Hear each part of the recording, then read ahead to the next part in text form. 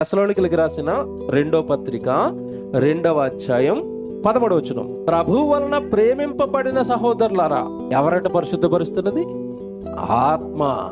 అంటే పరిశుద్ధాత్మ దేవుడు దేనికి? ఇప్పుడు ఇగో నాలుగు మీద మచ్చలేసుకుని రసబ్బా కలబ్బా అని ఎగరడానికా?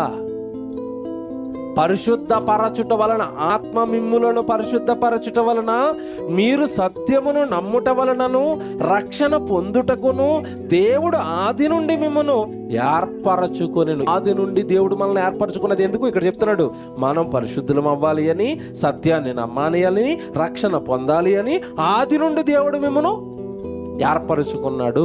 ఏర్పరచుకున్న మనల్ని అదే పరిశుద్ధాత్మ దేవుని పేరటొచ్చి వాళ్ళు ఏం చేస్తున్నారు? ఎలా చూసారా బైబిల్? ఏం బైబిల్ అండి! నేను ఏర్పాటు చేస్తాను, నేను రక్షిస్తాను. వాళ్ళు అపవాది పని వాళ్ళు పరిశుద్ధాత్మ దేవుని పేరటొచ్చి మిమ్మల్ని మోసం చేస్తారు. ఎందుకు ఇచ్చాడట పరిశుద్ధాత్మ దేవుణ్ణి? దేవుని వలన మనకు దయచేయబడిన వాటిని తెలుసుకొనుటకై, వాక్యము తెలుసుకోవడానికి. దేవుడు మనకు అనుగ్రహించిన బైబిల్లో ఉన్న జ్ఞానపు సంగతులన్నీ మనం తెలుసుకోవడానికి పరిశుద్ధాత్మ దేవుడట. ఆయన పనులన్నీ పక్కన పెట్టారండి. పరిశుద్ధాత్మ దేవుడు అంటే టచ్, అంతేనా?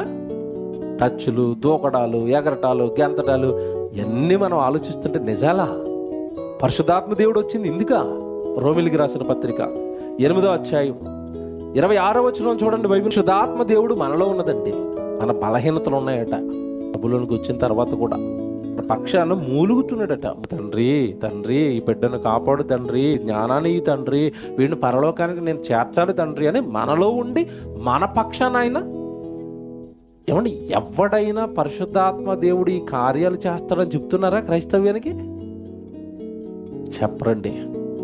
పరిశుద్ధాత్మ దేవుడు నా మీద ఉంటే ఇదిగో వరాలు వరాలు. మార్కు సువార్త 16వ అధ్యాయం 20వ వచనం రాసుకోండి. వారు బయలుదేరి వాక్యమంతటా ప్రకటించిరి, ప్రభు వారికి సహకారుడై ఉండి వెనువెంట జరుగుచూ వచ్చిన సూచక క్రియల వలన వాక్యమును స్థిరపరచుచుండెను. ఈ అద్భుతాలు, సూచక క్రియలు యేసుక్రీస్తుల వారి ద్వారా, అపోస్తుల ద్వారా దేవుడు చేయించింది దేనికోసమట?